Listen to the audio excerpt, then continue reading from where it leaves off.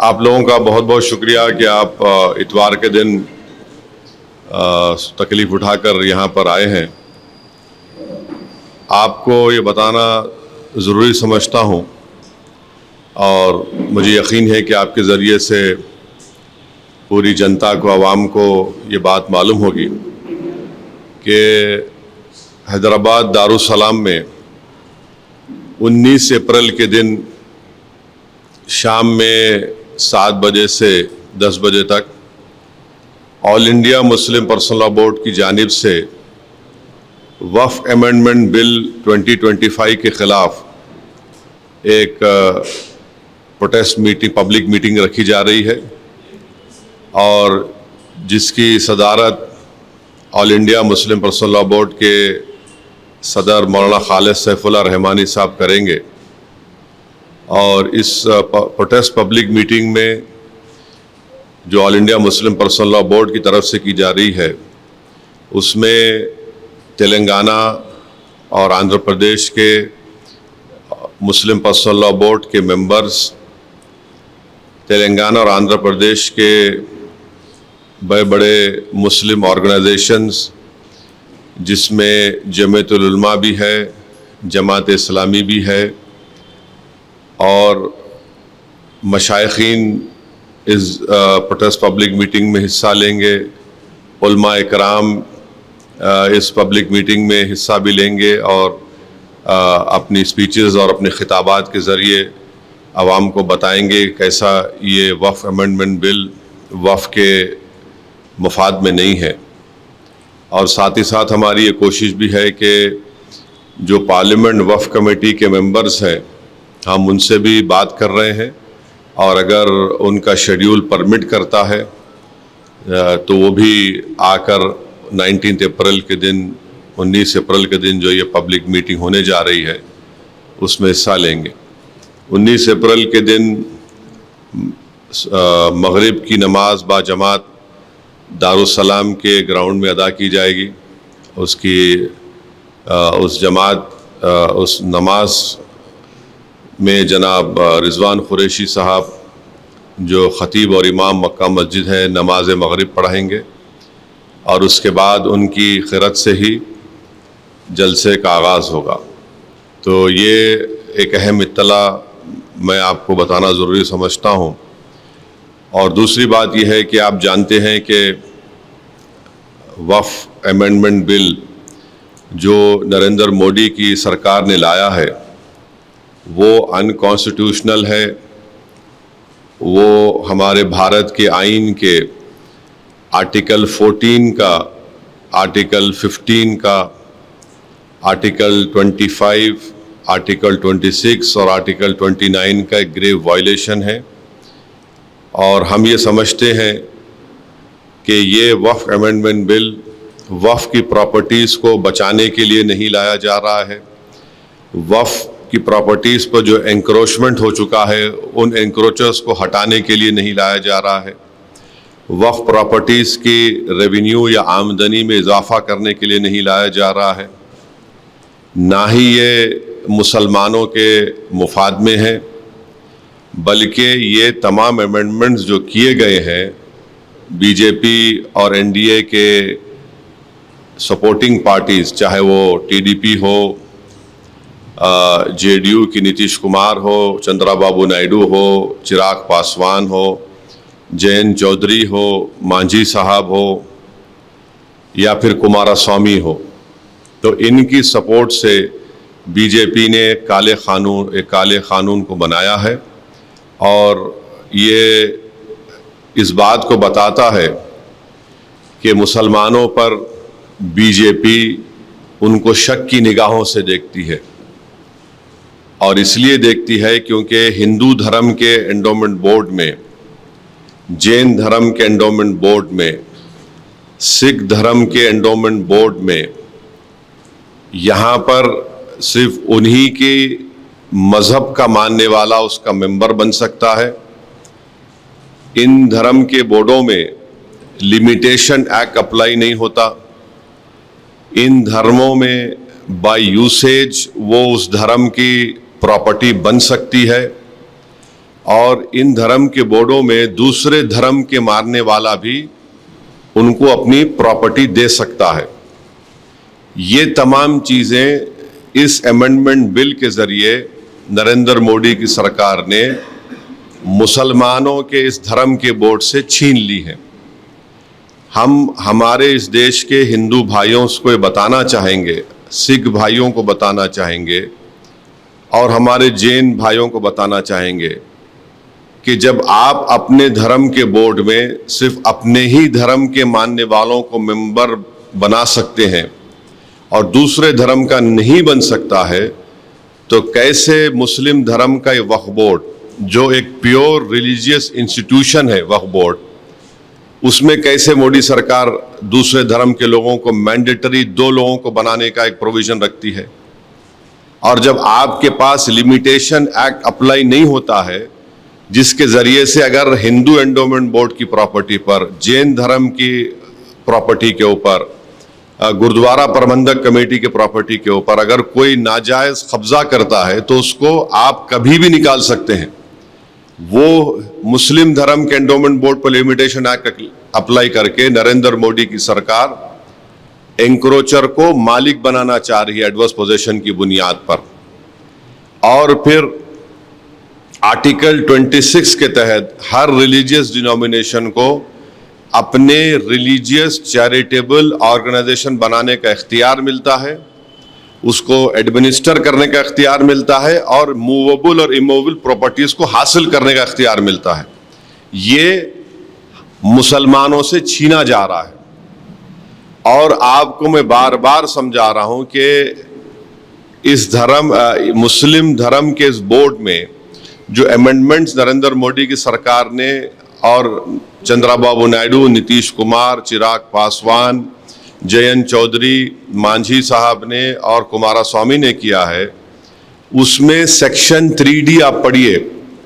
Section 3D को जब parliament में ये बिल डिबेट हो रहा था, उसको बुज़दिली से अमेंडमेंट को पेश किया गया। और अमेंडमेंट क्या बोलता है कि जो भी मस्जिद, दरगाह, खानखा, आशुरखाने, इमाम बाड़े आर्कियोलॉजिकल सर्वे ऑफ इंडिया के तहत प्रोटेक्टेड और एंशिएंट मॉन्यूमेंट रहेंगे। अब ये बिल बनने के बाद उनका रजिस्टर एज ए वक्फ प्रॉपर्टी नहीं होगा। अब आप मेरे को बताइए, सच्चर कमेटी में 180 प्रॉपर्टीज जो सच्चर कमेटी ने, आप उसके लास्ट पेजेस देखिए, आखिरी के 8-10 पेजेस में 180 प्रॉपर्टी सच्चर कमेटी ने कहा कि एएसआई के इलीगल ऑक्यूपेशन में है।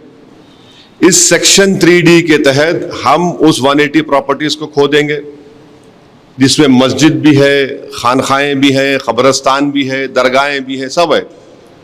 अब इसका इफेक्ट ये भी होगा कि संभल की मस्जिद अब वक्फ की प्रॉपर्टी नहीं रहेगी।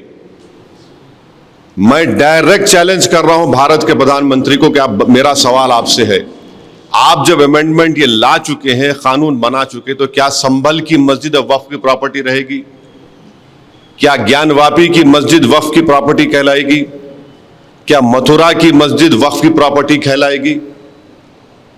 जितने भारत में एएसआई प्रोटेक्टेड एंशिएंट मॉन्यूमेंट्स है, उसके एक्ट के तहत उसको बोलते ASMR एक्ट, जिसमें हमारे शिया भाइयों के इमाम बाड़े भी हैं, आशुरखाने भी हैं, दरगाहें भी हैं।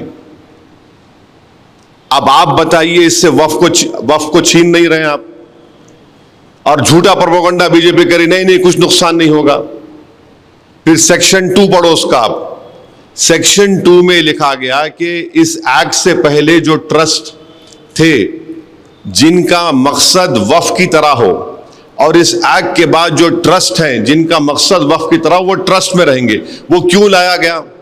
वो इसलिए लाया गया, अमित शाह पार्लियामेंट में बोले कि हम ये सेक्शन 2 को इसलिए लाए क्योंकि हमारे बोरा मुस्लिम भाइयों को इससे फायदा हो सके। वो भी उनको धोखा दिए बोरा मुस्लिम भाइयों को, उस प्रोविजन में बोरा का जिक्र ही नहीं है। ये इसलिए लाया गया क्योंकि भारत का जो सबसे दौलतमंद आदमी है, जो खोजा यतीम खाने को खरीद कर अपना आलीशान बंगला तामीर किया, इस सेक्शन 2 से सबसे पहला फायदा उस शख्स को होगा, सबसे पहला फायदा उसको होने वाला है। दूसरा, इस बिल में यह कहा गया कि अगर वक्फ बाय, बीजेपी प्रोपेगेंडा कर रहे, नहीं वक्फ बाय यूजर नहीं है, वक्फ बाय यूजर है, परेशान मत हो, क्यों हो रहे हैं, ओवैसी झूठ बोल रहा है। देखिए, हिंदू धर्म में by usage, temple by usage, मठ बाय यूसेज उस धर्म की प्रॉपर्टी बन जाती है। और हिंदू धर्म के जो बहुत बड़े जूरिस्ट है, उनका नाम है बीके मुखर्जी। बीके मुखर्जी एक जज थे, और बीके मुखर्जी की किताब उन्होंने क्लियरली लिख दिए कि हिंदू धर्म में बाय यूसेज वो उस डीटी की या मूर्ति की या उस मंदिर की प्रॉपर्टी या मठ की प्रॉपर्टी बन सकती है। अब मोदी सरकार जो है इतना गंदा काम किया है, मैलेफाइड है, कि ये बोल रहे हैं कि अगर वक्फ बाय यूसेज रहेगा, मगर अगर डिस्प्यूट होगा या फिर गवर्नमेंट प्रॉपर्टी होगी तो वक्फ बाय यूसेज नहीं होगा। अब मैं अगर वक्फ मेरी प्रॉपर्टी है, मैं अपनी गवर्नमेंट के खिलाफ अगर वक्फ बाय यूसेज को इस्तेमाल नहीं करूंगा तो किसके खिलाफ इस्तेमाल करूंगा? डिस्प्यूट क्या है? डिस्प्यूट कोई भी क्रिएट कर देगा, कोई भी जाके बोल देगा मेरी प्रॉपर्टी है, तो जब वक्फ बाय यूज खत्म हो जाएगा। और बार बार आपसे कह रहा हूं, यह सरकार झूठ बोल रही है। राम मंदिर के जजमेंट में, बाबरी मस्जिद राम मंदिर जजमेंट में सुप्रीम कोर्ट ने कहा वक्फ बाय यूज होगा, बाज़ाब्ता उन्होंने बताया कि उसका एविडेंस ये होगा, उसका पोजीशन होना चाहिए।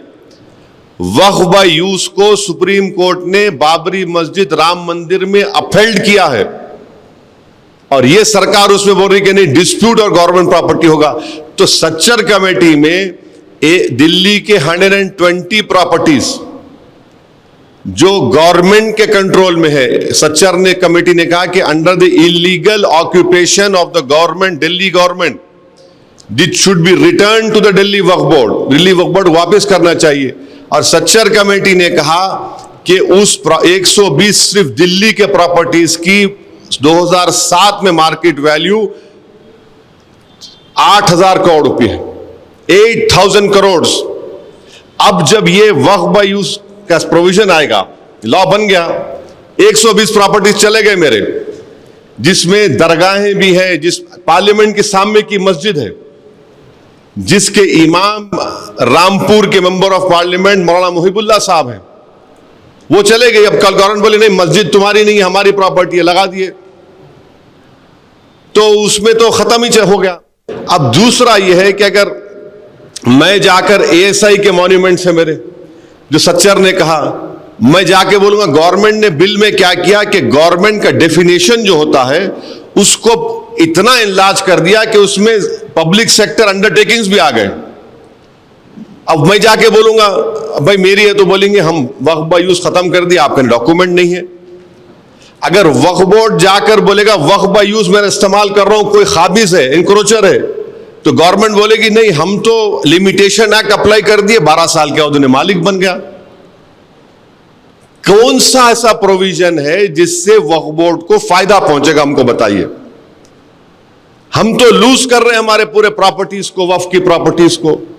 आप सेक्शन 3D ला लिए, सेक्शन 2 ला लिए, सेक्शन 3C कर दिए, डेजिग्नेटेड ऑफिसर। अब डेजिग्नेटेड ऑफिसर कौन होगा बताइए? मेरा गवर्नमेंट से झगड़ा चल रहा, कई जमीनों पे कब्जा है गवर्नमेंट का, तो दुनिया का उस इंसाफ का उसूल यह है कि कोई भी अपने केस में जज नहीं बन सकता। आप क्या कर रहे हैं? डेजिग्नेटेड ऑफिसर गवर्नमेंट अपॉइंट करिए, गवर्नमेंट एग्जीक्यूटिव का हिस्सा है। हमारे देश में, वतन अजीज में, theory of separation of powers हमारे कॉन्स्टिट्यूशन के बेसिक स्ट्रक्चर का हिस्सा है कि कोई भी अपने केस में जज नहीं बन सकता। डेजिग्नेटेड ऑफिसर गवर्नमेंट नॉमिनेट करेगी, वो किसके हक में फैसला करेगा? वो अगर आप ईमानदार थे तो आप बोलना था कि अगर ऐसे झगड़े होंगे तो कोर्ट तय करेगा, आप कोर्ट को भी निकाल दिए डेजिग्नेटेड ऑफिसर। यानी हर एतबार से मुसलमान अपनी जायदादों को खोने जाएंगे। किरण रिजिजू का कल वीडियो देखा मैं, इतना झूठ बोल रहे वो। कुछ नहीं होगा। अरे आप कानून बना के छोड़ रहे हैं सेक्शन 3C के तहत। अब तो उत्तर प्रदेश में तो उन्हें छीनना चाह रहे हैं। उत्तर प्रदेश में 91% of Sunni Waqf board property जो है वो वक्फ बाय यूज की है, पूरे गायब हो जाएंगे। सेक्शन 3D के तहत क्या संभल की मस्जिद वक्फ की प्रॉपर्टी है या नहीं है, बताओ? सिंपल क्वेश्चन कर रहा हूं मैं। तो ये सब इसलिए लाया जा रहा है ताकि मुसलमानों के रिलीजियस प्रॉपर्टीज को और उस धर्म के जो प्रॉपर्टीज है उसको उनसे छीन लिया जाए। और अफसोस की बात यह है कि चंद्राबाबू नायडू की सरकार तिरुमला तिरुपति देवस्थानम में एम्प्लॉइज जो नॉन हिंदू है उनको निकाल रही है। तिरुमला तिरुपति देवस्थानम का एक्ट ये कहता है कि जो टीटीडी का मेंबर होगा वो हिंदू धर्म का होना चाहिए। बोर्ड में आप एम्प्लॉइज को निकाल रहे हैं हिंदू नहीं है बोल के, और यहां पर आप मोदी के इस अनकॉन्स्टिट्यूशनल ब्लैक लॉ की सपोर्ट करके कह रहे हैं कि मुस्लिम धर्म के बोर्ड में आप नॉन मुस्लिम को रखेंगे। देखिए कितनी हिपोक्रेसी है चंद्रबाबू नायडू की।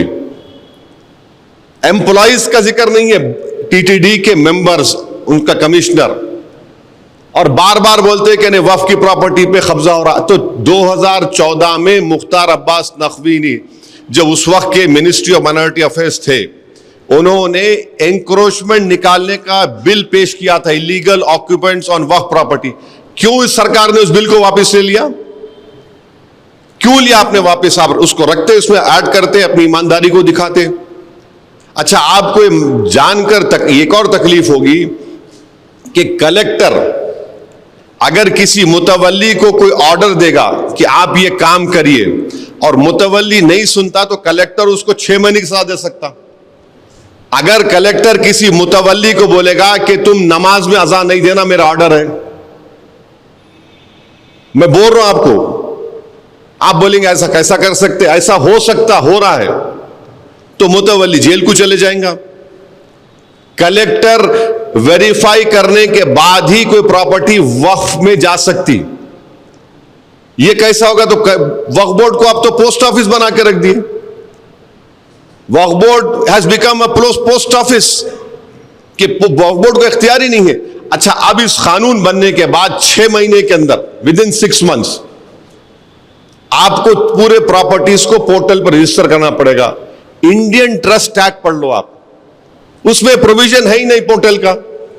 हिंदू धर्म में नहीं है, एंडोमेंट बोर्ड में, गुरुद्वारा प्रबंधक कमेटी में नहीं है। क्यों आप यहां पर कर रहे हैं? इसलिए कर रहे हैं कि जब आप पोर्टल पर रजिस्टर करने जाएंगे, मिसाल के तौर पे हमारे शौकत साहब सीनियर फोटोग्राफर हैं, ईश्वर रेड्डी साहब भी है। अब शौकत साहब एग्जाम को प्रॉपर्टी को रजिस्टर करने जा रहे हैं पोर्टल के ऊपर कि भाई ये वक्फ है, तो फौरन कोई भी रोड चलता आदमी बोलेगा नहीं नहीं शौकत की प्रॉपर्टी नहीं है, रजिस्टर नहीं होना। अब होता क्या इस बिल में पढ़ो, कलेक्टर अगर शौकत की प्रॉपर्टी के खिलाफ मिसाल के तौर पे इंक्वायरी ऑर्डर कर दिया, जैसा इंक्वायरी ऑर्डर कर रहा वो वक्फ प्रॉपर्टी नहीं रहेंगी। इट विल नॉट बी वक्फ property till the completion of inquiry. अब इंक्वायरी कंप्लीट करने का कोई टाइम लिमिट ही नहीं है, तो कलेक्टर साहब क्या करेंगे? इंक्वायरी ऑर्डर कर दिए, बैठे आराम से बैठे, मैं तो वक्फ प्रॉपर्टी लूज कर दिया।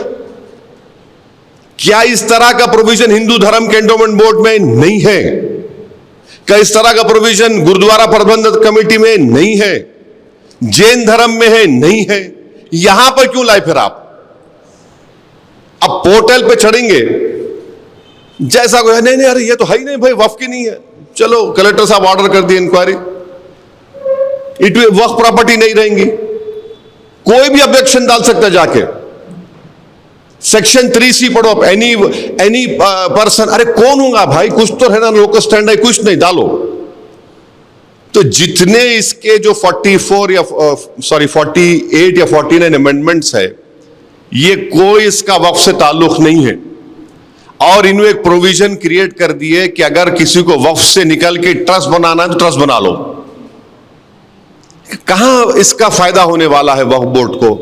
और मिनिस्ट्री ऑफ माइनॉरिटी अफेयर्स का एक वेबसाइट पे जाओ आप लोग, कौमी तरक्याती स्कीम है, 22-23 में मेरे ख्याल से, अगर गलत मेरा मेमोरी सही है तो कुछ 17 करोड़ अलॉकेट हुए, 3 करोड़ रिलीज करे, 1 करोड़ खर्चा नहीं हुआ उसमें।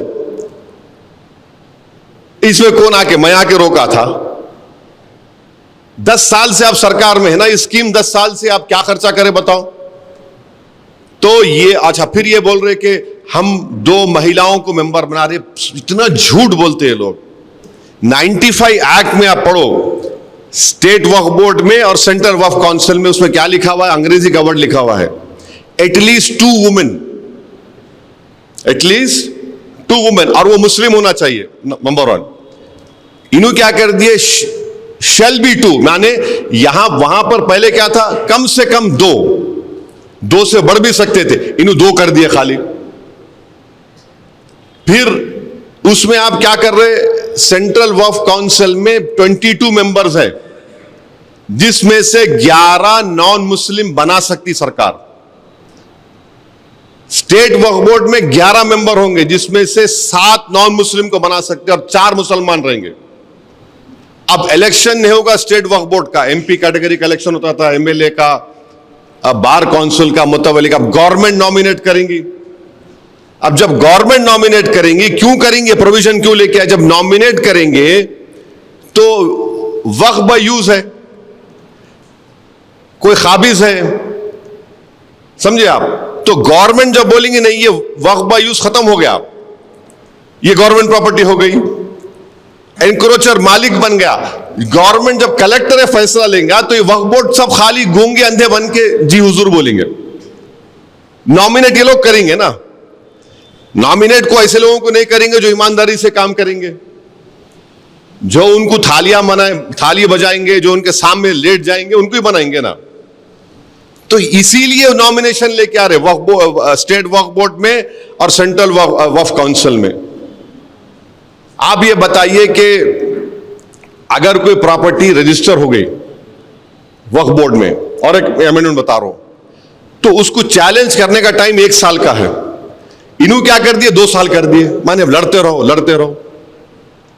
और एक झूठ जो गवर्नमेंट बीजेपी बोल रही कि नहीं, वक्फ ट्राइब्यूनल के जजमेंट के खिलाफ कोई कोर्ट को नहीं जा सकता था। आप सुने होंगे, कोर्ट को नहीं जा सकते, कैसा? कितना झूठ बोल रहे। भारत में 14 या 20 ऐसे ट्राइब्यूनल है, चाहे जिसमें मशहूर इनकम टैक्स ट्राइब्यूनल, एनजीटी का ट्राइब्यूनल, रेलवे क्लेम्स ट्राइब्यूनल, आपके ऐसे 14-15 ट्राइब्यूनल्स है, जिसके जजमेंट के खिलाफ आप हाई कोर्ट जा सकते, मगर रिव्यू पिटीशन डाल सकते, रिव्यू पिटीशन। और जब हाई कोर्ट जाता तो हाई कोर्ट पूरा रिकॉर्ड देख सकता। अब आप क्या बोल रहे? नहीं, रिव्यू नहीं, अपील होगा। अपील माने पूरे एक कोर्ट में पूरे भारत में लाखों केसेस पेंडिंग है, लाखों, और कॉन्स्टिट्यूशन के प्रोविजन के तहत ट्राइब्यूनल बनाया गया। ये बोले ट्राइब्यूनल का झूठ बोले, हमारे हिंदू भाइयों को देश में झूठ बोल दिए।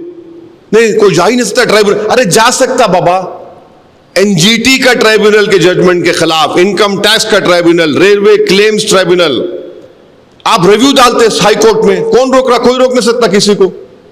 नहीं, पूरे देश में प्रोपेगेंडा करते हैं, जा ही नहीं सकते थे, हम कर दिए। अरे क्या करें आप? और ट्राइब्यूनल का 95 एक्ट में डिस्ट्रिक्ट जज को अपॉइंट करता था chief justice of the high court. जैसा हैदराबाद का ट्राइब्यूनल है, ये तेलंगाना, उसको तेलंगाना हैदराबाद हाई कोर्ट के सीजीआई अपॉइंट करते थे। जब वो अपॉइंट करते थे तो उनके एडमिनिस्ट्रेटिव कंट्रोल में रहता आदमी हो, डिस्ट्रिक्ट जज। अब आप क्या बोल रहे? रिटायर्ड को बना सकते। जब रिटायर्ड को बनाएंगे तो उन्हें तो chief justice of high court के एडमिनिस्ट्रेटिव कंट्रोल में नहीं रहेगा। कौन सा ऐसा प्रोविजन है जो मुसलमानों के फायदे में? हमको बताओ। और आप बोल रहे ओबीसी को हम लाके डालेंगे। अरे भाई साहब, जिस पार्टी में 2014, 2019, 2024 में कितने मुसलमान जीत के आपके पास बताओ? अब तो 240 में चंद्राबाबू नायडू की पार्टी, नीतीश कुमार की पार्टी, चिराग पासवान की पार्टी, जयंत चौधरी की पार्टी और मांझी की पार्टी, कुमारस्वामी की पार्टी, एक मुसलमान नहीं है इनके पास। और इन्हों चले हम मुसलमानों की मोहब्बत में काम करें।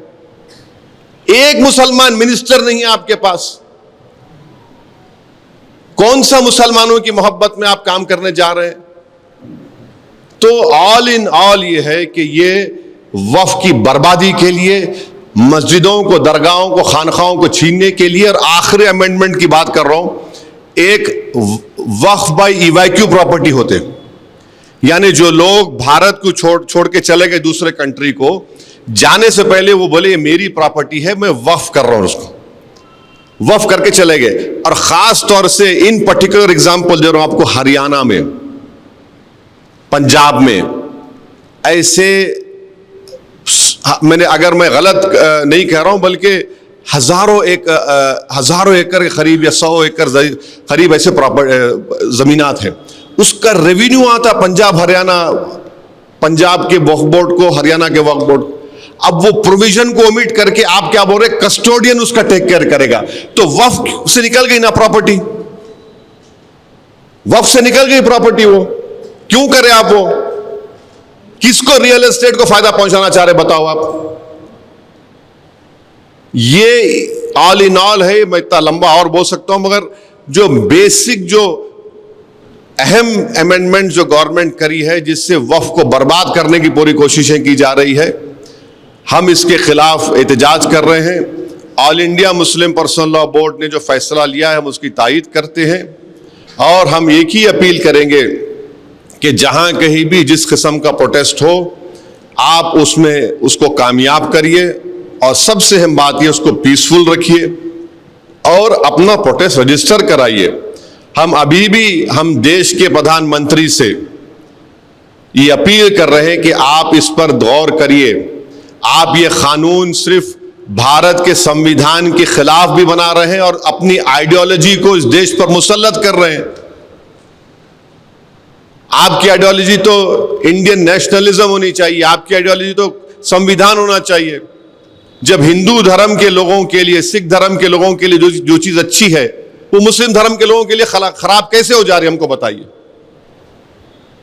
ये हमको आपको इत्तला देना था। अगर आपके कोई सवालात है तो आप बारी बारी से मुझसे पूछ सकते, मैं इंशाल्लाह कोशिश करूंगा उसका शॉर्ट में जवाब देने के लिए।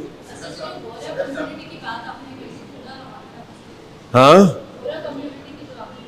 अमित शाह अपनी स्पीच में और पार्लियामेंट की जो वक्फ कमेटी है उसकी रिपोर्ट में लिखा गया कि ये प्रोविजन हम बोरा कम्युनिटी के लिए ला रहे हैं, सेक्शन 2 का, मगर उस प्रोविजन में उनका नाम ही नहीं है ना मैडम। उनको धोखा दे दिया आप।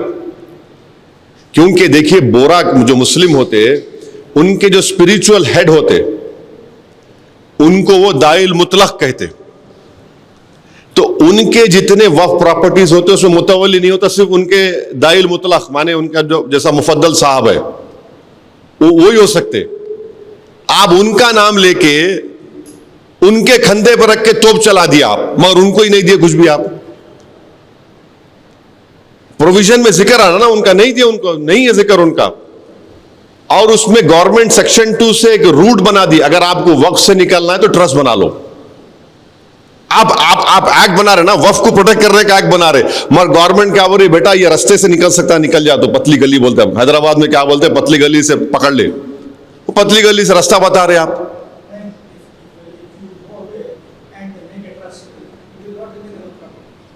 They are saying if you create a trust now, you can come out of waqf.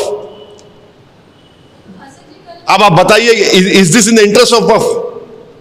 आप पूरा बाजा बजा रहे हिंदू भाइयों में जाके, और हम ऐसा कर दिए। अरे तुम रास्ता बता रहे निकलने का, तुम कैसा रास्ता बनाते हैं ट्रस्ट का? एक मिनट, आप पूछिए ईश्वर जी। क्या कहा? देखिए, मैं वेस्ट बंगाल गवर्नमेंट का स्पोक्स पर्सन नहीं हूँ ईश्वर रेड्डी साहब, अनफॉर्चुनेटली। नहीं, मैं सुनिए, मैं किसी गवर्नमेंट का भी स्पोक्स पर्सन नहीं हूँ। मैं अपनी पार्टी की तरफ से ये बात करने के लिए आया हूँ, और वेस्ट बंगाल की जो सरकार है उनके पास कॉम्पिटेंट लोग हैं, और मुझे यकीन है कि वो कॉम्पिटेंट लोग आपके सवाल का बेहतरीन जवाब दे सकते हैं। और आपको सिर्फ एक टेलीफोन कॉल करना है उनको, आप कॉल करो, बोल देते आप। हाँ हाँ हाँ, एक बात सुनिए, मेरे को मालूम था आप पूछेंगे ये बात, क्योंकि आपने आपके ऊपर के लोग बोले आपको, मेरे कहीं जा रहे तो पूछो बोल के। हम ये पूछ रहे कि जो डेमोलिशन हो रहा बुलडोजरों से, कभी उसका भी तो चला दो तुम्हारे चैनल पे। अरे कहाँ चला है बाबू? एक पूना महाराष्ट्र में एक गरीब की झोपड़ी थी, इंडिया पाकिस्तान का क्रिकेट मैच हुआ, कोई झूठा इल्जाम लगा दिए कि वो एक 14 साल का बच्चा कुछ नारा लगाया, उसको बुलडोजर लगा के तोड़ दिए। कभी उसका भी तो पूछ लो प्यारे। वायलेंस को हम कंडेम करते आए, कंडेम करते रहेंगे। मैं अभी आपको बोला कि प्रोटेस्ट होना मगर पीसफुल होना, किसी भी किस्म का वायलेंस जो होगा वो कंडेमनेबल है, वायलेंस नहीं होना चाहिए, पीसफुल प्रोटेस्ट होना चाहिए।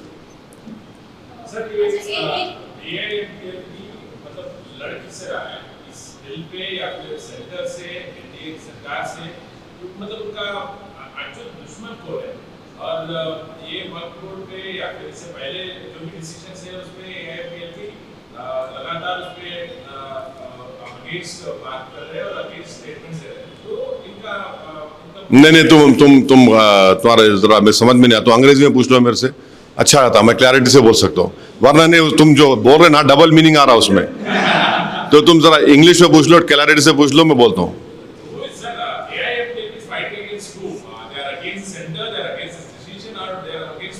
Just hold on. Huh?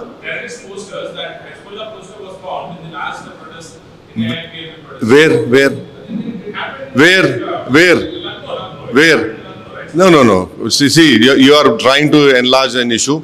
All India Muslim Personal Law Board has taken a decision to protest against this black unconstitutional Waqf amendment law that has been made by the Narendra Modi government.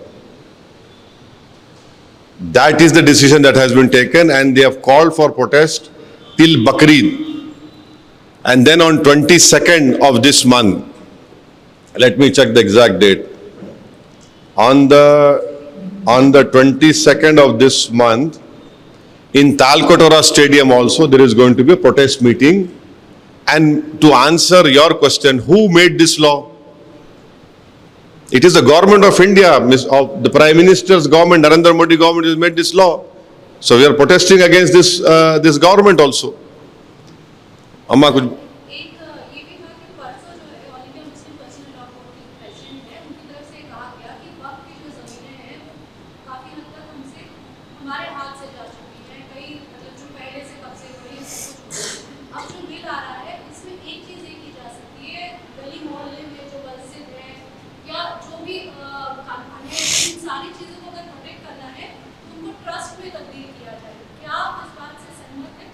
नहीं, मैं अपनी बात कर रहा हूं। मैं personal law board ने सुनिए पर्सनल लॉ बोर्ड के स्पोक्स पर्सन है, वो आपके सवाल का जवाब देंगे। मैं अपनी बात कर रहा हूं, मैं पार्लियामेंट में जो बोला हूं और पार्लियामेंट की जो जॉइंट वर्किंग कमेटी में जो हमारे डिलिब्रेशंस हुए, जो हम अपनी बात को रखे, और मेरी जो डिसेंट रिपोर्ट है जो 122 पेजेस के ऊपर मुश्तमिल है, My dissent report is publicly available. I would request each and every right-thinking Indian to please read it. उसको पढ़िए आप। मैं यकीन जानिए, आप उसको पढ़ेंगे तो मुझे यकीन है कि आपके दिलों में जो शक और शुबा है, जो सस्पिशंस हैं, जो गलत फहमियाँ हैं, वो क्लियर हो जाएगा। और ये बार बार बीजेपी बोलती है, अरे नहीं ये लोग तो जहाँ दस्ते रखे इनकी वक्फ हो जाती। कोई होता क्या ऐसा? बोलिए आप। दस्ती रखे तो वक्फ क्यों हो जाती? मैं दस्ती नहीं रखा, मैं पार्लियामेंट में 20 साल से पढ़ रहा हूं, पार्लियामेंट नमाज में मेरी हो गई। पार्लियामेंट 20 साल से पढ़ रहा हूं पार्लियामेंट नमाज में, कोई कोने में जाके। अगर टाइम मिला तो सामने मस्जिद चले जाता हूं। बाद वक्त डिबेट्स ऐसे चलते पार्लियामेंट में कि आपको स्पेशली मगरिब का टाइम कम रहता आपके लिए, तो आपको पार्लियामेंट में हमको नहीं पढ़ते। मैं नहीं, बल्कि हमारे असराउल्लाह कासमी मरहूम, जनाब बर्क साहब, ऐसे कई एमपीज को हम तो बाद कोने में साथ पढ़ लेते थे। क्योंकि आप जब अपने घर से दूर जाते तो सफर की नमाज होती, खसर बोलते, कम नमाज छोटी हो जाती हो, तो मेरी हो जाती पार्लियामेंट। तो कोई समझने की बात तो होना ना। और ये आप बोल रहे हैं आपकी प्रॉपर्टी वक्फ कर सकते, आपकी प्रॉपर्टी वक्फ हुई ना। आप एएसआई कब बना? एएसआई कब बना? 1880 में एएसआई बना ना। अब मक्का मस्जिद जब बनी एएसआई था क्या वहां पे? चार मीनार जब बना जब एएसआई था क्या? लाल किला जब बना एएसआई था क्या? कुतुबशाही मस्जिदें अपने हैदराबाद में ईश्वर रेड्डी साहब देखे जब एएसआई था क्या? वो क्या था? वक्फ बाय यूसेज है, बाय यूसेज वक्फ है वो। आज आप बोल रहे नहीं एएसआई में आ गया तो मेरी हो जाती, वक्फ की रहती। ये तो नाइंसाफी है ना। ये तो अब छीन रहे मुझसे आप मेरी प्रॉपर्टी को। संभल का केस चल रहा, पूरा संभल का केस चल रहा। आज आप लॉ बना दिए नहीं, it is not a Waqf property. What will remain of the Sambhal Masjid then? ऐसे कई आप जो काम नहीं कर सकते थे ये लॉ से कर रहे हैं पूरा।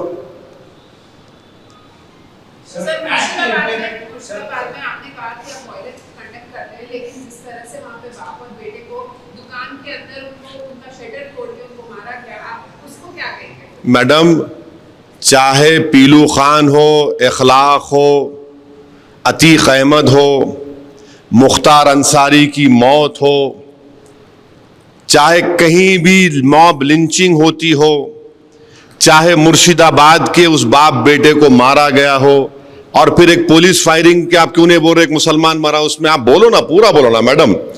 दो लोग ऐसा मरे, पुलिस फायरिंग में मुसलमान मरा। हम हर वायलेंस को कंडेम करते हैं, बल्कि हम तो नाथूराम गोडसे जो करा उसको भी कंडेम करते हैं। इस देश का सबसे पहला आजाद हिंदुस्तान का टेररिस्ट था तो नाथूराम गोडसे था।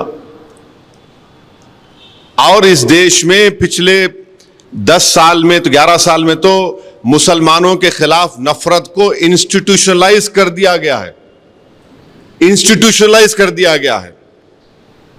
अब हमको ये बात समझ में नहीं आ रही कि आप लोग इतनी देर से कोई ये सवाल नहीं कर रहा कि ज्योतिबाई फूले के ऊपर पिक्चर बन रही है और उस पिक्चर में ये फैक्ट है कि दलितों के ऊपर जुल्म हुआ, हो रहा है और होता रहेगा। उस जमाने में ज्योतिबाई फूले और सावित्रीबाई फूले जब अपनी तहरीक का आगाज किए थे तो उस जमाने में दलित जो है अपने इस सीने के सामने एक क्ले पॉट को लगा के और अपने पीठ के पीछे एक झाड़ू को लगा के, चाके जब वो चलता था तो अपर कास्ट के लोग जो थे वो ये बोलते थे कि तू हमारी जमीन पर नहीं चला ना, थूकना। तो उन्हें थूकता था बेचारा तो अपने उस क्ले पॉट में, और पैरों के खदमों को अपनी झाड़ू से साफ करता था। उस सीन को निकालो, बोल रही गवर्नमेंट ऑफ इंडिया ये। यानी नरेंद्र मोदी हर पिक्चर को प्रमोट करते, क्यों नहीं पिक्चर को प्रमोट कर रहे ज्योतिबाई फूले के पिक्चर को? हिस्टोरिकल फैक्ट है ना ये कि अपर कास्ट के लोग उस जमाने के दलितों को बोलते तुम हमारी बस्ती में आ रहे तो अपने गले में क्ले पॉट रखो और पीछे झाड़ू लगा के, ताकि तुम्हारे कदमों के निशान मिटते जाए और तुम थूकना है तो उसमें थूको। ये फैक्ट है, ये कौन डिनाई कर सकता? नरेंद्र मोदी पिक्चर प्रमोट करे ना, कौन से पिक्चरों को प्रमोट करे? ये पिक्चर को प्रमोट करो। क्यों सीबीएफसी बोल रही कि निकालो ये सीन, निकालो वो सीन, निकालो वो सीन निकालो? क्योंकि अपर कास्ट के लोगों को तकलीफ हो रही। ये कौन सा इंसाफ है बताइए आप? हम पूरे अपर कास्ट को नहीं बोल रहे, उस जमाने में जो अपर कास्ट के लोगों ने किया हम उसको बोल रहे हैं, वो फैक्ट है ना। आप उसका सवाल ही नहीं कर रहे। ये फैक्ट है, ये भी देख लो आप जरा।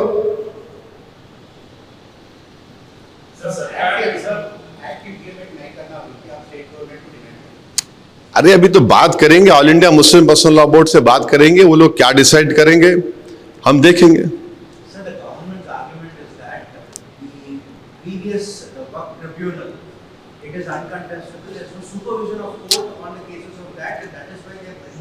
Please understand, this government believes in theory of confusion and they are not telling you the full truth.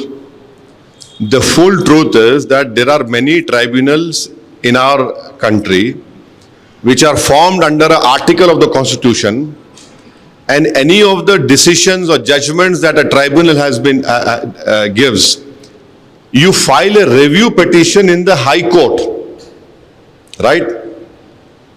you don't file an appeal. But this government has deliberately told, especially to the majority Hindu community, that this Waqf board decision cannot be challenged in court. Review itself is a challenge, isn't it? आप review डाल रहे तो क्या आपको high court नहीं जा रहे आप? अच्छा, इनकी झूठ की मिसाल एक और देख लो आप। गुजरात का एक मिसाल देते हैं लोग, सूरत का। सूरत में क्या बोलते हैं? सूरत का म्युनिसिपल कॉर्पोरेशन को वक्फ बोर्ड ने वक्फ प्रॉपर्टी डिक्लेयर कर दिया।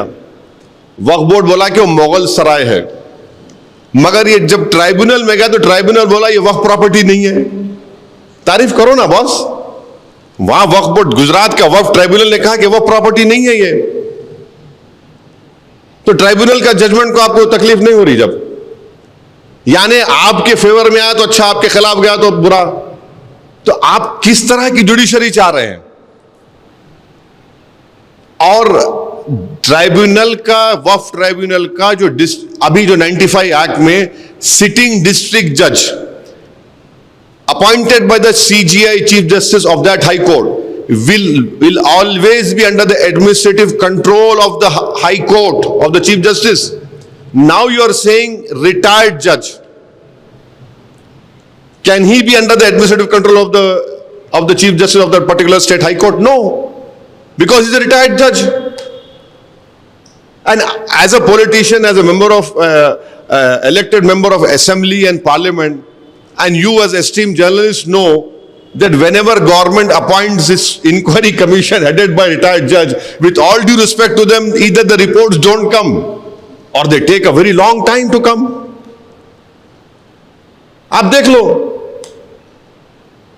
मेरे को अच्छी तरह याद है, मैं इन रिटायर्ड जजेस के सामने गया, मैं आपको बोल रहा हूं, आपके मक्का मस्जिद में बॉम्ब ब्लास्ट हुआ, उसमें गोलियां लगी, बच्चों को शहीद हो गए, एक रिटायर्ड जज साहब को बनाए, हमारे एडवोकेट शफीक महाजिर साहब को हम साथ लेके वहां पे गए, बेहतरीन जिरा करे वो। रिपोर्ट अब तक नहीं बाबू, रिपोर्ट आई नहीं अब तक।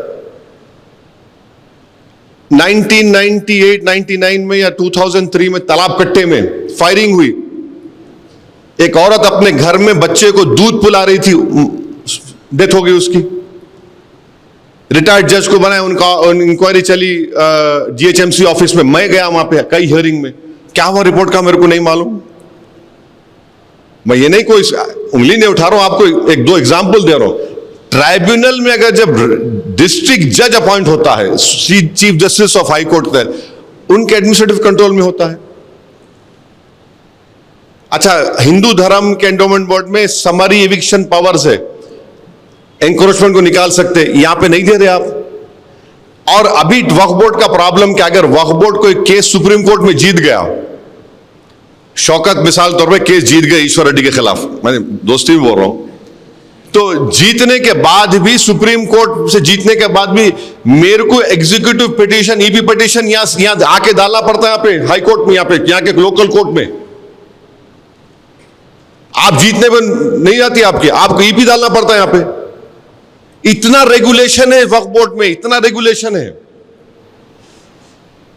अच्छा, कैसा वक्फ कैसा होता? अगर शौकत अपनी प्रॉपर्टी दे रहे, वक्फ बोर्ड को लेटर लिखते, वक्फ बोर्ड क्या करता? सर्वे कमिश्नर का काम एक्सपर्टीज है, सर्वे कमिश्नर कलेक्टर से ऊपर है। सर्वे कमिश्नर उस जगह पे जाके सर्वे करने से पहले पब्लिक को बोलता, मैं जा रहा हूं यहां पे, प्रॉपर्टी शौकत की है नहीं है बोलो। वहां जाके सर्वे करते, डॉक्यूमेंट्स देखते, उसके बाद सर्वे कमिश्नर सेटिस्फाई तो चीफ सेक्रेटरी को लेटर लिखते, चीफ सेक्रेटरी गजट इशू करता। अब क्या हो गया? आप कलेक्टर करेंगे, और कलेक्टर क्या करेंगे? कलेक्टर भाई, अगर आप वीरप्पा मौली की एडमिनिस्ट्रेटिव रिफॉर्म कमेटी रिपोर्ट पढ़िए, उसमें वीरप्पा मौली की रिपोर्ट ने कहा कि कलेक्टर को और बर्डन मत करो आप। और कलेक्टर तो गवर्नमेंट अपॉइंटी है ना भाई, उन्हें सर्वे करने जाएंगे। अब क्या होगा? शौकत बोलेंगे मेरी प्रॉपर्टी है, तो कलेक्टर बोलेगा नहीं शौकत साहब ठहरो जरा।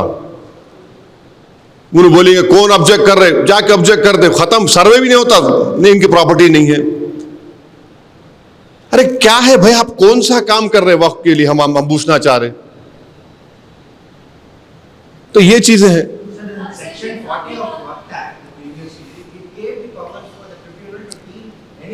No. You listen to me. Section 40, I'll tell you the truth. You should go and read the answers given by the Ministry of Minority Affairs to the Waqf Parliament Committee. In last 30 years, Section 40 has been used in only 500 odd cases. And out of that 500 odd cases, only 8 people have gone to the court. अगर 30 साल में 500 odd cases में section 40 इस्तेमाल हुआ, जो CO के powers है, और सेक्शन 40 तमिलनाडु के हिंदू एंडोमेंट बोर्ड में भी है, तेलंगाना हिंदू एंडोमेंट बोर्ड में भी, आंध्रा हिंदू एंडोमेंट बोर्ड में भी है। जब वहां पे अच्छा है तो यहां खराब कैसा हो गया प्यारे? अच्छा क्यों खराब हुआ बोलता हूं आपको मैं। अब आप सुनो, सेक्शन 40 के तहत जब भारत के सबसे दौलतमंद आदमी ने खोजा ऑर्फनेज की वक्फ प्रॉपर्टी को खरीद लिया, तो महाराष्ट्र स्टेट वक्फ बोर्ड के 2 सीओज ने 2 सीओज लेटर लिख के बोले कि ये वक्फ की प्रॉपर्टी है, वक्फ कैन नॉट बी एलियनेटेड, तो उनका ट्रांसफर कर दिया उन्होंने। इसीलिए सेक्शन 40 निकाल रहे। पार्लियामेंट कमेटी को आंसर दिए, आई कैन प्रूव इट, मैं लाना था आपको बता। 30 साल में 500 बार या 500 ऑड बार सेक्शन 40 इस्तेमाल हुआ, उसमें से सिर्फ 8 लोग कोर्ट को गए उसके खिलाफ, वो कामयाब है नहीं। अच्छा सेक्शन 40 क्यों जरूरी है? मुसलमानों में वक्फ वाल औलाद होता, वक्फ वाल औलाद यानी अगर कोई मेरी वक्फ की प्रॉपर्टी है, मैं बोलता हूं कि वक्फ का मतलब क्या है? मैं अल्लाह को मालिक बना रहा हूं, ऑलमाइटी अल्लाह, यानी हिंदू बोलते हैं मैं भगवान को दान दे रहा हूं या डीटी को दान दे रहा हूं। मैं ये बोलता हूं कि मालिक तो अल्लाह रहेगा, मगर इसका जो बेनिफिशियरी आएगा वो मेरे बच्चों में डिस्ट्रीब्यूट होना। वक्फ वाल औलाद है, हैदराबाद में बहुत है। तो अब गवर्नमेंट क्या बोल रही है? नहीं, वक्फ वाल औलाद उस वक्त नहीं होगा जब अगर आप बच्ची का हक मान रहे, मार के दे रहे, बच्ची का हक मार के दे रहे। अरे भाई, अगर कोई हिंदू, कोई सिख, कोई जैन, कोई मुसलमान भगवान अल्लाह मूर्ति के नाम पे या गुरु नानक के नाम पे, किसी गुरु के नाम पे अपनी प्रॉपर्टी को दे रहा है, उसमें बेटा बेटी का दोस्त का क्या मामला आ रहा? मैं दे रहा हूं ना भाई, मैं दे रहा हूं, उनको दे रहा हूं, मैं अल्लाह को दे रहा हूं, मैं भगवान को दे रहा हूं, मैं ईश्वर को दे रहा हूं, उसमें बेटा बेटी कैसे आएंगे? हम भारत के प्रधानमंत्री से पूछना चाह रहे हैं, अगर प्राइम मिनिस्टर केयर्स फंड को कोई अपनी प्रॉपर्टी दे रहा तो क्या उसमें बोल रहे बेटियों को हिस्सा मार के नहीं देना बोल के? पीएम केयर्स फंड में आप ये नहीं बोलते I can give anything I want, क्या उसमें प्रोविजन है उन्होंने गर्ल्स का हिस्सा मार के नहीं दे सकते? आप क्यों रोक रहे भाई? मैं अल्लाह के नाम पे दे रहा हूं ना, आप बोल रहे नहीं बच्चों का हिस्सा मार के नहीं देना। अरे बच्चों का हिस्सा कैसा जब मैं अल्लाह के नाम पे दे रहा हूं तो? अच्छा फिर अगर आपको इतनी फिक्र है बीजेपी को बेटियों की, हिंदू धर्म में एक्वायर्ड सेल्फ प्रॉपर्टीज जो होती हैं, ईश्वर रेड्डी साहब अगर आप चाहे तो अपनी जो भी आपके छोटी प्रॉपर्टी होंगी, बड़े दौलतमंद नहीं है मैं जानता हूं, आप अपनी पूरी प्रॉपर्टी अपनी एक बेटे को एक बेटी को दे सकते, या उनको छोड़ के आप महल्ले में किसी को भी दे सकते, उस पर कोई प्रोविजन नहीं है। या और मुसलमानों में क्या, मुसलमानों में अगर किसी को 2 बच्चे हैं मिसाल के तौर पे, तो मैं एक को 1/3 से बढ़ के नहीं दे सकता हूं, लीगली 1/3 से बढ़ के नहीं दे सकता हूं मैं किसी को भी।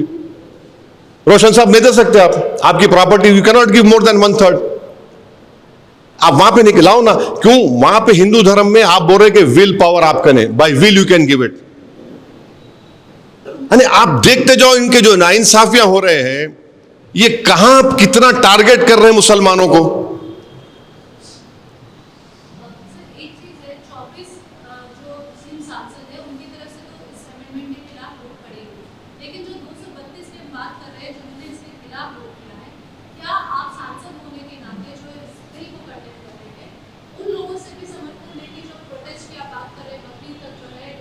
नहीं मैडम, देखिए वो लोग तो पार्टी विप की बुनियाद पे और पार्टी डिसीजन की बुनियाद पे अपना फैसला लिए ना, तो उनको नहीं हम तो आज भी बोल रहे हैं कि आप जो काम करें गलत काम करें।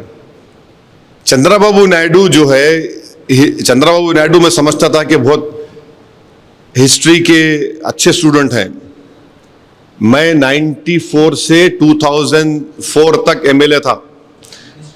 ईश्वर रेड्डी साहब के बाल काले थे, शौकत साहब के बाल काले थे, मेरे भी बाल काले थे जब 1999 में चंद्रबाबू नायडू कुलाटी मार के, सेकेंड टाइम कुलाटी मार के अटल बिहारी वाजपेयी को सपोर्ट करे। 2002 गुजरात हुआ।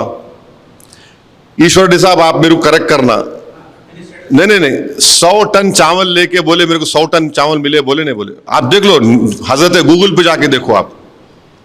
2002 में गुजरात को में सपोर्ट करे जब बीजेपी को, 2004 से लेके 2014 तक चंद्रबाबू नायडू पावर में नहीं थे।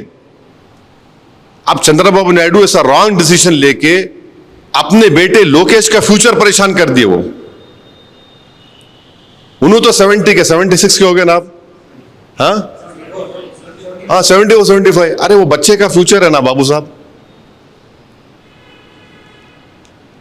आप गलती करें 10 साल, अच्छा डिवीजन ऑफ तेलंगाना आंध्रा के बाद ही पावर में आए ना आप।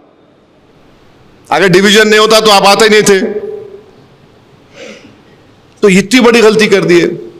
नीतीश कुमार, बिहार का एंडोमेंट बोर्ड जाके देखो आप, 1950 का एंडोमेंट बोर्ड का कानून है, उसमें क्या बोल रहे, खाली हिंदू मेंबर बन सकता।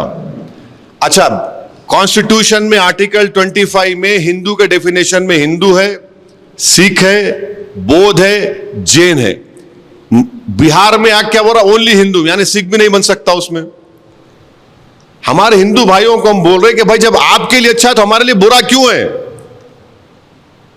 ठीक है, आप असदुद्दीन ओवैसी से नफरत करो, रोज गाली दो मेरे को उठ के, रोज SMS करके गाली दो, मेरी फोटो को देख के थूक लो, आप जो करते करो, मगर ये तो समझो आपको ऊपर वाला भगवान अल्लाह आपको दिमाग दिया ना, सोचो आप ये आखिर ये नाइंसाफी नहीं है, डिस्क्रिमिनेशन नहीं है, तो फिर क्या है बोलिए आप? ये सौतेला सुलूक है हमारे से।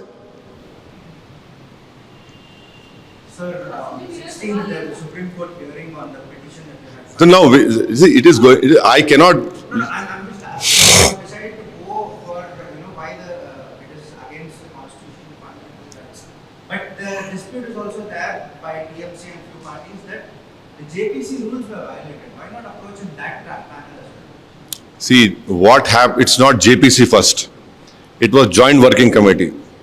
Now, what has happened in the committee? That report has been given to the parliament.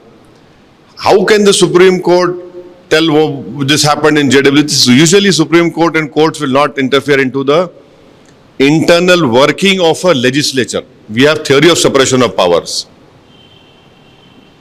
और कुछ सवालात नहीं है तो खत्म करेंगे। कुछ हाँ, कुछ नहीं है ना आप लोगों को? 1 to 1 नहीं होने वाला है, सुन लो आप। 1 to 1 नहीं होना, पूछना है तो पूछ लो। मैं 1 to 1 नहीं करने वाला हूँ। हम हमारे लोकल हैदराबाद के कोई आप लोग चैनल चलाते माशाल्लाह, आप लोगों का रीच बहुत ज्यादा है, बोलो कुछ है, कुछ पूछना है तो बोलो। कहाँ सिद्दीक में नहीं आए?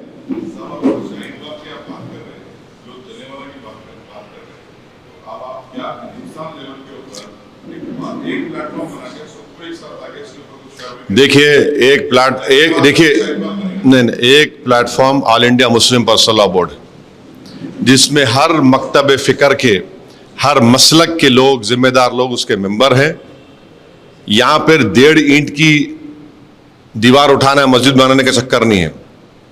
All India Muslim personal law board हमारे लिए एक मुअज़्ज़ज़ ऑर्गेनाइजेशन है और उनका जो फैसले हुआ है हम उस फैसले की तायद करना चाहिए। और आप एहतजाज को पुरअमन रखिए और कोशिश ये करिए कि हमारे हिंदू धर्म के भाइयों को, उन बहनों को, सिख हमारे भाई बहन को, जैन भाई बहनों को हम ये बताएं कि जब आपके लिए अच्छा है तो हमारे लिए बुरा कैसे हो सकता है? बोलो भाई। हाँ, अब देखिए, अब तो शरबत जिहाद हो रहा है। लव जिहाद से शुरू हुआ, जमीन जिहाद हो गया, अब शरबत जिहाद हो रहा है। जॉब जिहाद था। अरे क्या है रे भाई, मीठा है वो, पीते पियो, नको नको पियो। अब उसको भी नहीं, शरबत जिहाद। अरे क्या है भाई ये? कहानी, आप कितनी नफरत पैदा करेंगे मुसलमानों के खिलाफ? अरे आपको अपना प्रोडक्ट बेचना है, बेचो, मगर उसमें जिहाद क्यों लेके आ रहे भाई उसमें आप? अरे कैसा होगा ऐसा अगर आप इस मुल्क को ऐसा चलाएंगे? विकसित भारत हम बनना चाह रहे, हम भी बनना चाह रहे विकसित भारत। आप विकसित भारत ऐसा बनेंगे इस देश की 18 करोड़ आबादी को इस तरह जलील और रुस्वा करके, उनके ईमान पर हमला करके, उनकी मस्जिदों को छीन नहीं करें, कैसा विकसित भारत बनेगा? हम कैसा चीन से मुकाबला करेंगे?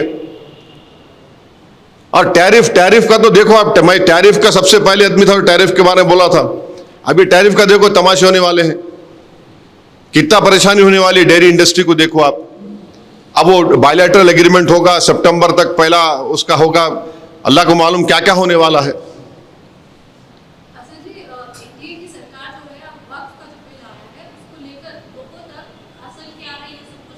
अरे असल के ये बोल दिए ना इतने पूरा, इसीलिए हम लोग उर्दू में बोलते अलीफ से लेके वस्सलाम तक पूरा खोल दिए, खोल खोल के बोल रहे, पूरा एक्सपोज कर दिए। अरे देखिए मैडम, पहले क्या बोलते थे, इस्लाम में वक्फ नहीं है।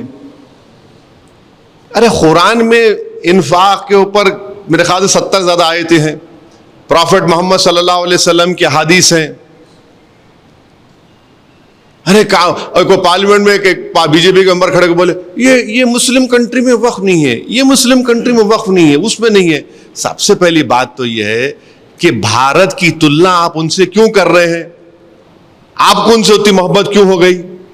भारत एक डेमोक्रेसी है, यहां पर अंबेडकर का दिया हुआ संविधान है, और जिस कंट्रीज का नाम ले रहे झूठ इतना, वहां भी वक्फ है। मैं आप लोगों के इत्तला के लिए बता रहा हूं, हमारे बर्ख भी बैठे हुए हैं, आप नजफ करबला गए ना, अब आप, मैं झूठ बोल रहा हूं तो मेरे को झूठ है बोल देना, क्या वहां पर पानी के कुएं नहीं है हज़रत अली के वक्फ किए हुए? 1400 साल पुराने हज़रत अली जब खलीफा थे, खलीफतुर राशिदीन थे, अली मुर्तजा जो खलीफा थे, उन्होंने वक्फ करे कुओं को पानी के, अब तक है, अब तक है।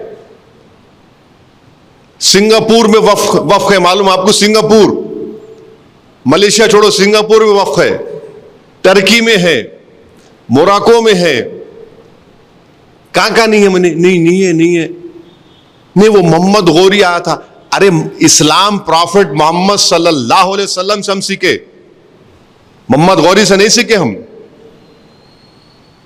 नहीं अरे इस्लाम में है, वो एसेंशियल रिलीजियस प्रैक्टिस है मुसलमानों के लिए।